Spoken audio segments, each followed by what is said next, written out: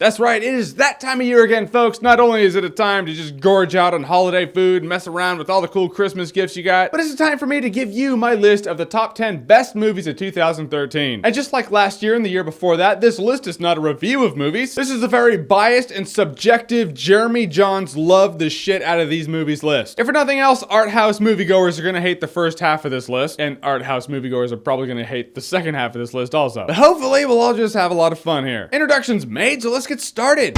Number 10.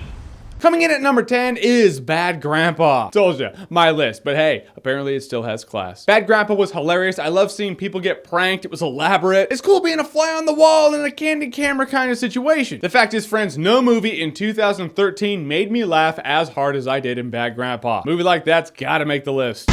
Number 9. Coming in at number 9 was a movie that was actually a lot higher up on the list, and then more movies came out, but it's still on the list. Star Trek Into Darkness. I'm a big Star Trek fan. I'm a big Cumberbatch fan. Mix the two together, you have Star Trek Into Darkness, which is also great for me. Cumberbatch was a badass. I love what Kirk has to go through. I love the parallels this movie has with certain other Star Trek movies. The first Abrams Star Trek movie was great for moviegoers in general. Star Trek Into Darkness was a Star Trek movie made for Star Trek fans. I am a Star Trek fan. Dug the shit out of it. Number 8. Coming in at number 8 was Power Rangers for Grown-Ups. That's right, Pacific Rim. I went into this movie wanting one simple thing. I want to see huge robots fight big monsters. Guess what I got? Exactly that. I had so much fun with this movie. This movie knew exactly what it was. It delivered exactly what I wanted. I just got 2 puppies not too long ago. I enjoyed the shit out of Pacific Rim so much, I actually named them Gypsy and Danger. See? Gypsy and Danger. Say hi. It's the world. They're not impressed. Yeah, this movie was badass. Number 7. You know, I love sci-fi. It's no secret. When you have sci-fi done by a director who can make sci-fi good, you simply have what Neil Blomkamp does with sci-fi movies, and so we have Elysium. I liked Elysium's style. I liked Elysium's grit. I liked the entire situation of what is happening in Elysium, and I loved the shit out of Charlotte Copley in this movie. Number 6. You know what number 6 could really use? A solid rivalry and some high-octane racing. That's right, we got Rush. Rush was really cool. Ron Howard does tension really well between characters. You got these 2 guys racing, they're rivals, they're racing for different reasons in their lives. You want to root for them both. What to do? I don't know, just enjoy the shit out of the movie. That's a good start. I enjoyed Rush. After I watched it, I was like, it's probably gonna be on the list. Hey, it is. Funny how life works. Number 5. Yep, Wolf of Wall Street, gotta be on here. Why? Not only because the characters who have so much fun in the movie are played by really good actors, but in terms of script, The Wolf of Wall Street had the best dialogue of any movie I saw all year. People in this movie are maniacs or animals, whatever the case, it makes the movie really fun to watch. I'm telling you, if American Psycho played the stock market and didn't kill anybody, Wolf of Wall Street. Now we're getting down to it. This last 4, you know they hit me where I live.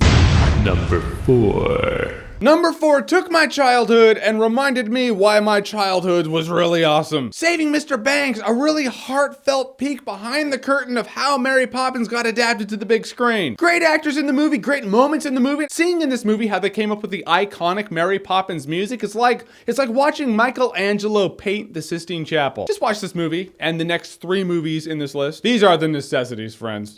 Number 3. All right, coming in at number 3, there's no denying it. I'm a Middle-earth fanboy. The Hobbit was badass. Why would it not be on the list? I have no idea. So hey, it's on the list. The Hobbit, The Desolation of Smaug was fun. It was entertaining. It was badass. Smaug is the greatest dragon ever put in a movie ever in the history of cinema. And I was alive to see that in 2013. All I know is Desolation of Smaug simply did not make number 1 because there were 2 other movies in 2013 that hit me like a harpoon. And they are.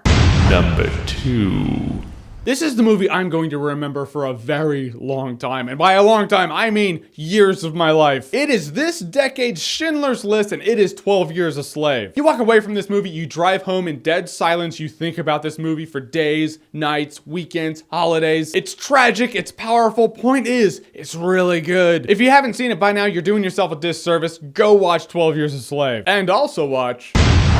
Number 1. This is it. This is number 1. This is the movie. This transported me into space. Gravity. I saw Gravity on a weekend. Every weekend after that, I saw more movies, and every weekend after that, I assessed how much I liked Gravity. Is it still number one for 2013? The answer, every weekend, was absolutely. This movie was intense. You feel alone. You feel for Sandra Bullock's character. It's a fight for life. You would swear to God Danny Boyle directed this movie. In the vacuum of space, it is certain death up there. Sandra Bullock's like, I'm gonna fight to survive. There was no noise when everything's getting wrecked by debris. It's just all like, it freaks me out. I've always been a space fanatic. This was the most accurate representation of space. It's not even outer space. It's like space. It's Earth orbit space. Point is, I wanted to watch this movie again immediately after I left the movie theater. Gravity, great job. You hooked me. You have been my number one movie of 2013 since I saw you. And that, friends, if you're still around, means I guess you care about my top 10 list. Is my list of top 10 best movies of 2013. And yes, absolutely, there is going to be a list of the top 10 worst movies of 2013, per my opinion. That's coming soon. In the meantime, thank you for checking out my top 10 best movies of 2013. And if you watched this video for validation on what you liked and you ended up hating everything on this list, well, I'm sorry to hear that. But hey, what fun is the world if we can't have a differing opinion? All right, so your top 10 favorite movies of 2013, what are they? Whatever they are, comment below, let me know. And as always, if you like what you've seen here and you want to see more, click right here to see more.